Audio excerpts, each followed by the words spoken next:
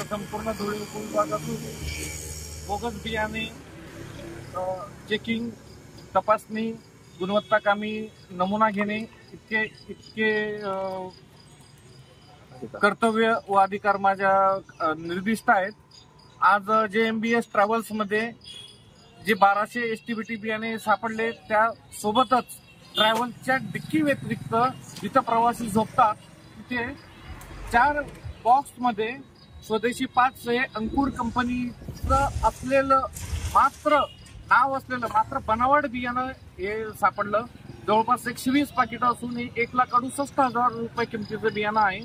अंकुर कंपनीने कृषी विभागाला लेखी स्वरूपात कळवलं आहे की या वर्षी आमच्यातर्फे कुठलाही एका पाकिटाचाही पुरवठा जिल्ह्यातील शेतकऱ्यांना होणार नसून, महाराष्ट्रातील शेतकऱ्यांना होणार नसून, जे काही पाकिट आहेत ते बोगस असतील असा याचा अर्थ निघतो। त्याप्रमाणे आम्ही अंकुर कंपनीशी संपर्क साधला असता ही पाकिटं आमची नसून ही पूर्णतः बनावट पाकिटं आहेत।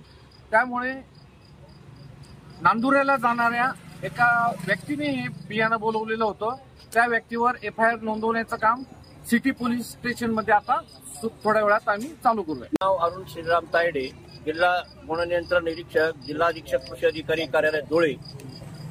माझं कार्यक्षेत्र संपूर्ण धुळे जिल्हा आहे आणि बियाण्याची गुणवत्ता तपासणी, बोगस येणारे बियाण्यावर छापे टाकणे, नमुने घेणे इत्यादी माझ्या कर्तव्यामध्ये निर्दिष्ट केलेले आहेत। तरी आज म्हणजे काल रात्रीपासून आमचं पथक, त्या पथकामध्ये नाशिकचे गुणवत्ता नियंत्रण अधिकारी उल्हासजी ठाकूर, त्यानंतर उपविभागीय कृषी अधिकारी कार्यालयातील तंत्र अधिकारी श्री मनोज कुमार सिसोदे व त्याच्यानंतर कृषी अधिकारी जगदीश बोराळे आणि तदनंतर आमच्या शासकीय पंच श्री मनोज पाटील व आमचे नितीन मासुळे, आमच्या सर्व पथकाने रात्रीभरपासून फिरून जिल्ह्यात 3 कारवाया केलेल्या आहेत। तर सर्वप्रथम जी कारवाई येते 2:30 वाजेच्या सुमारास शिरूर गोरकुल चौफुली इथं हॉटेल बालाजीच्या इथं एक इसम वाशिमवरून बियाणं घेऊन येत होता, तर त्याला आम्ही त्याच्या स्विफ्ट गाडीसह पोलीस ठिकाणी जमा केलं आणि आमचे 2 अधिकारी तिथे FIR दाखल करत असताना आम्ही ट्रॅव्हल चेकिंगसाठी 4:30 वाजता पोहोचून आलो।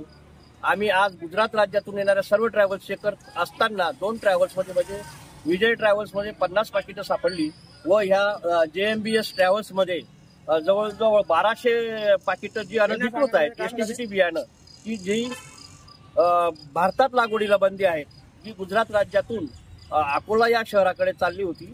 तर त्याच्यावर आम्ही ट्रॅव्हल चेकिंग करून जी जप्त केलेली आहेत, पकडलेली आहेत। आज आमच्या जी 3 कारवाया झाल्यात त्या 3 कारवाईमध्ये जवळजवळ 20 ते 21 लाखाचा मुद्देमालाची किंमत मोजण्याचं काम चालू आहे आणि त्यानंतर आम्ही शहर पोलीस स्टेशनला याचा गुन्हा दाखल करण्याची कारवाई करणार आहोत।